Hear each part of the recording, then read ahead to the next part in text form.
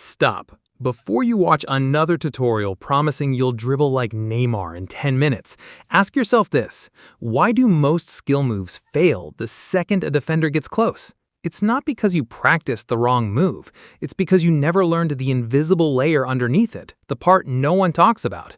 Today, I'm showing you 5 dribbling principles disguised as tricks that will make defenders second-guess everything they thought they knew about stopping you. By the end of this video, you won't just have new moves in your locker, you'll have a new operating system for beating players one-on-one. Let's begin. The first thing you need to understand is something I call the invitation. It sounds simple, but it's devastatingly effective. The invitation is when you deliberately show a defender the ball, making them think they can win it, only to exploit the exact moment they commit. Think about how Doku operates in tight spaces. He doesn't hide the ball, he practically offers it up. Then, the instant a foot comes in, he's already dragging it away into the space that just opened. This works because of a psychological principle called perceptual narrowing. When a defender sees an opportunity to tackle, their focus tunnels onto the ball. Their peripheral awareness drops, their body weight shifts forward, and that's when you own them. The ball is bait, and commitment is the trap. Now, most players try to protect the ball at all costs, shielding it, turning their back, playing it safe. But elite dribblers do the opposite. They make the ball visible, slow down just enough to draw the tackle, and then accelerate into the void the defender left behind. You're not trying to be faster than them, you're trying to be smarter about when you move. Bernardo doesn't out-sprint anyone, he outthinks them. So next time you're in a one-on-one, don't panic and rush. Show them the ball, wait for the lunge, then go. Remember this: pressure is permission. The second concept is something I call the Stutter Step Sequence, and it's one of the most underrated weapons in football. This is a micro-hesitation, a tiny pause in your movement that forces the defender to freeze or guess. Jamal Musiala does this constantly. Watch him in transition. He'll be sprinting at a defender, then suddenly he'll chop his feet for half a second, almost like he's about to stop completely. The defender has to react. They either slow down to match him or they overcommit in one direction. Either way, Musiala has already decided what's next, and the defender is just responding to ghosts. The hesitation is the weapon, the explosion is just the follow-through. And if you combine this with the invitation, showing them the ball during your stutter, you become nearly impossible to read. The defender isn't reacting to what you're doing, they're reacting to what they think you're about to do. And that's when you've already won. Hesitation creates separation. Now let's talk about the shoulder drop, and I'm not talking about some flashy Ronaldo move. I'm talking about a subtle body feint that happens before your feet even touch the ball. Vinicius Jr is a master of this. Before he cuts inside, his shoulder dips one way, his head turns, his hips rotate slightly. The defender's brain registers all of that as directional intent, and they shift their weight accordingly. But Vinicius never actually goes that way. He takes the ball in the opposite direction while the defender is still recovering from a movement that never happened. This is biomechanics meeting deception. Your body is lying before the ball ever moves. The beauty of the shoulder drop is that it doesn't require speed or strength. It requires timing and conviction. You have to sell the fake like you're actually going that way. If you have commit to the shoulder movement, the defender won't bite. But if you drop that shoulder hard, twist your torso, maybe even plant your foot like you're about to push off, they'll react. And the millisecond they do, you take the ball the other way and they're on their heels.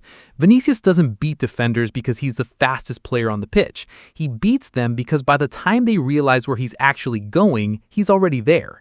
The body speaks before the ball does.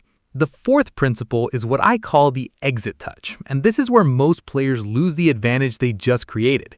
You've beaten the defender with your first move. Congratulations. But now what? If your next touch is too heavy, too slow, or in the wrong direction, the defender recovers and you're back to square one. The exit touch is the touch immediately after you've won the duel, and it has to take you into space, not back into pressure. Look at how Kylian Mbappé operates. The moment he knocks the ball past the defender, his very next touch is explosive and forward. He's not admiring his work, he's gone. The exit touch is the difference between beating a player and actually going past them. Here's the key. Your exit has to be pre-planned. Before you even attempt the dribble, you should know where you want to go next. If you beat the defender to the left, is there space down the line, or should you cut inside? If you go right, can you accelerate into the channel, or will you meet another defender? Elite dribblers think 2 touches ahead. The skill move is just step 1. The exit touch is step 2, and it's the one that actually creates the goal-scoring opportunity. So every time you train a new move, train the exit. Don't just practice the trick in isolation. Practice the trick plus the acceleration. Practice the trick plus the next pass. Practice the whole sequence. Because football doesn't stop after you nutmeg someone. Speed without direction is just chaos. Direction after the skill is execution.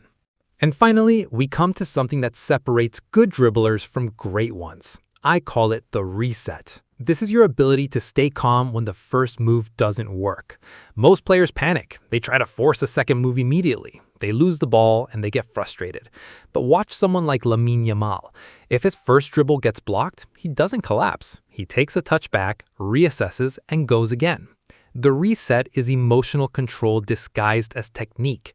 It's the understanding that one failed dribble doesn't mean you've lost the battle. It just means you need a different angle. The reset works because defenders expect you to panic when you don't. When you calmly take the ball back and shift your position, they start to doubt themselves. They start thinking, okay, what's he seeing that I'm not? And that doubt is your opening. The reset also buys you time to recognize patterns. Maybe the defender always drops their left shoulder.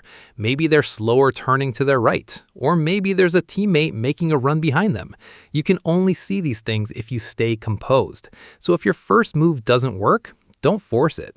Touch it back, breathe, and go again. Composure is a skill, not a personality trait. Here's the truth no one tells you. Dribbling isn't about the tricks. It's about the decisions between the tricks. It's about reading the defender's weight, their fear, their hesitation. It's about making them wrong before they even move.